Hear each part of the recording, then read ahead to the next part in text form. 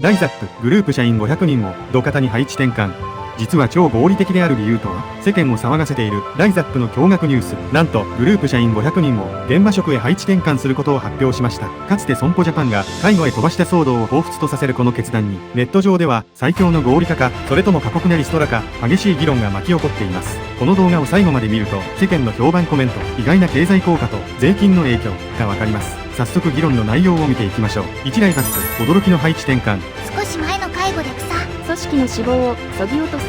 マットだしちょうどいい。さすが有能やね。もうデスクワークが早いです。体鍛えてるから平気なんやろね。体も鍛えられるし一石二鳥や。ただでトレーニングできるじゃん。体を会社で鍛えたら建築にって漫画みたいな流れだな。2、筋トレ筋肉 VS 現場に筋肉。毎日全身の筋肉使って土日は酒飲んでる土方とトレーニング日を日数ごとに分けてる筋トレ設って実は互換性低いやろ。土方の使う筋肉とダンベルで使う筋肉全然ちゃうから意味ないよ。しかもスタミナない。見た目だけのトレバタはスタミナ全然ないやろ。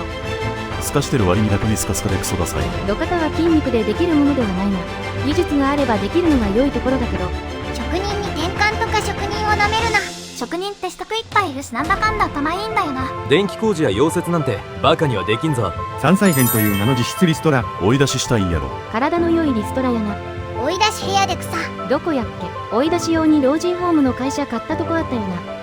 な。あ、損保ジャパンか。実際は追い出ししたい社員を介護部署に飛ばしてたの。今の情勢踏まえたら実質解雇通告では。あーたまらねえぜ実質解雇通告。そりゃね、頼むシールの人材切りでしょう。4AI 時代の生存戦略。これからは肉体を使うのが人間の役割やからね。これからはデータセンターバブルでブルーカラーの時代や。 AI 導入でいらなくなった人員をブルーカラーに転職させる。こういうのが今後世界中の企業で起きまくるんだろうな。あったよ、人材がでかした。足りないのは額に汗して働く人間だとはっきりしたな。新しいフィットネスと称して土方仕事をさせればいいんじゃね。企業側は無料で働かせることができて、ユーザーは無料ジムを使えて WINWIN さん。ジムとか何の生産にも寄与しない電気だけ消耗する無駄な世界。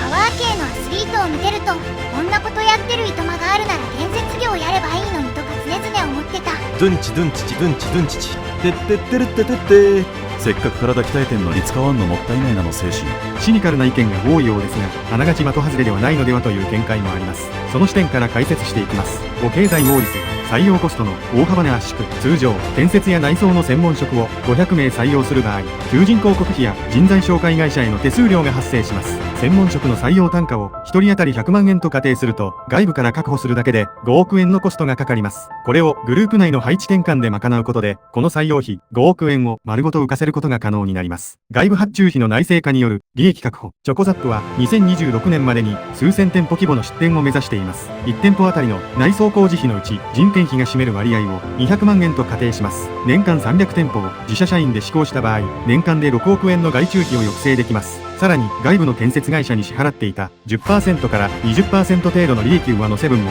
自社に残るため、店舗数が増えるほど利益率が向上する仕組みです。給与体系の維持と社会保険料の最適化。ホワイトカラーとして雇用している社員の平均年収が500万円の場合、500人で年間25億円の人件費が発生しています。もし事務の店舗数飽和や AI 導入でデスクワークの業務量が減り、彼らが有給資産化していたならば、その25億円は純粋な損失となります。彼らを人手不足で単価が高騰している建設現場へシフトさせることで、新たに高い給与で職人を雇う必要がなくなり、既存の人件費25億円を直接収益を生む労働力へと変換できます。教育コストと離職による人件費削減。500人を一斉に移動させれば、当然ながら現場に馴染めず離職する層も一定数現れます。仮に2割の100人が離職した場合、会社側は法的に問題のない形で年間5億円規模の人件費を自然減させることができます。残った社員は多能工として高い付加価値を持つ人材に育つため、教育コストを投資と考えても中長期的には1人当たりの生産性が大幅に向上します。資産としての労働力活用。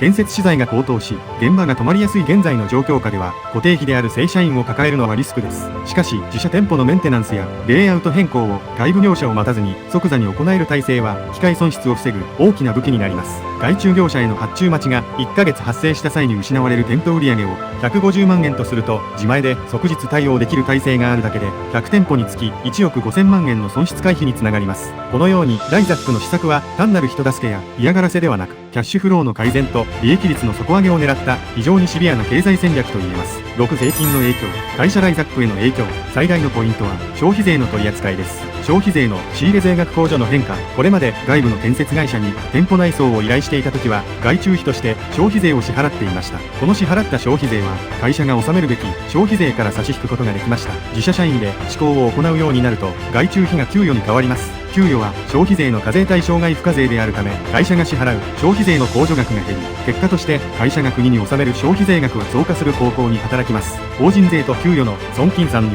社員の給与はこれまで通り全額損金経費として認められるため法人税の計算上は大きな変化はありません。ただし不採算部門から収益性の高い部門へ人員をシフトさせることで会社全体の利益所得が増えれば支払う法人税の総額は増加します。労働者配置転換される社員への影響。個人の税金や手取り額に直接関わる部分です。所得税と住民税、給与額に変更がない限り所得税や住民税の計算方法は変わりません。ただし現場職へ移動することで危険手当や資格手当などが加算される場合総支給額が増えるため累進課税によって所得税の税率が上がる可能性があります。通勤手当の非課税枠。これまでは本社や店舗への通勤でしたが現場直行直帰が増える場合移動距離に応じた通勤手当が支給されます。自動車やバイクでの通勤の場合距離に応じた非課税限度額が設定されています。この枠内であれば所得税はかかりませんが限度額を超えて支給されるとその超過分には所得税が課税されます。取引先外部の建設内装会社への影響。ライザックと仕事をしていた協力会社への影響です。売上減少に伴う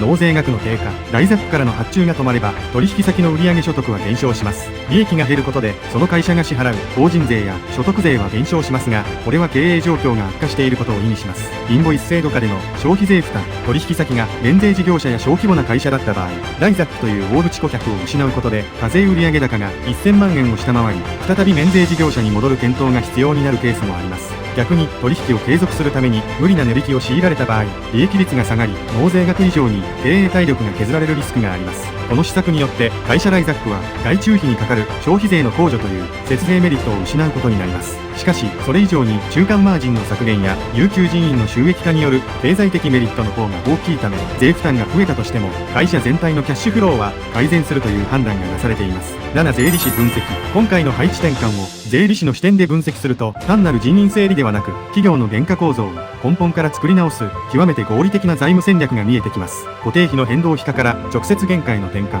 多くの企業においてバックオフィスや店舗スタッフの人件費は売上の増減にかかわらず発生する固定費であり会計上は販売管理費として処理されます。しかし彼らを内装工事という店舗開発の最前線に投入することでその人件費は会計上の販売管理費から店舗という資産を形成するための直接原価へと性質を変えます。これは損益計算書上の期間費用を貸借対照表上の固定資産の取得価額として計上し直す動きであり短期的には経常利益を押し上げる会計的な効果も期待できます。多能効果による事業承継とリスク分散。内装工事のノウハウを自社社員に持たせることは建設業界における深刻な職人不足と労務単価の高騰に対する強力なヘッジ手段になります。今後建設業界では高齢化による廃業が加速し外部への発注コストはさらに上昇し続けることが確実視されています。このタイミングで500人規模の自社志向集団を育成することは将来的に発生する莫大な店舗維持管理コストをコントロール下に置くことを意味し長期的なキャッシュフローの安定に寄与します。労働分配率の適正化と生産性の再定義。一般的にサービス業の労働生産性は製造業や建設業に比べて低い傾向にあります。AI の普及によってホワイトカラーの業務価値が相対的に低下する中で依然として人の手が必要な技能職へ人員をシフトさせることは労働分配率の歪みを是正するプロセスと言えます。一見すると過酷な環境への配置転換に移りますが市場価値が低下している事務職を市場価値が高騰している技能職へ強制的にリスキリングさせることで会社全体の人的資本の価値を再定義しようとする経営判断です。財務的な撤退障壁の除去。自社で施工と解体ができる人員を抱えることは店舗のスクラップ&ビルドを極めて低コストかつ高速で行えることを意味します。通常店舗の退店時には多額の現状回復費用が発生しこれが経営の機動力を削ぐ撤退障壁となります。内製化した500人の部隊が自ら解体や移設を担うことで不採算店舗の整理コストを最小化し常に収益性の高い立地へ経営資源を素早く移転できる体制が構築されます。以上のことからこの施策は感情的なリストラではなく労働力の投下先を減価償却の対象となる資産形成へ切り替え将来のインフレと人手不足に備えた極めてロジカルな財務防衛策であると評価できます。いかがでしたか？他にもこんな効果があるよというお考えがあればコメント欄にぜひお願いします。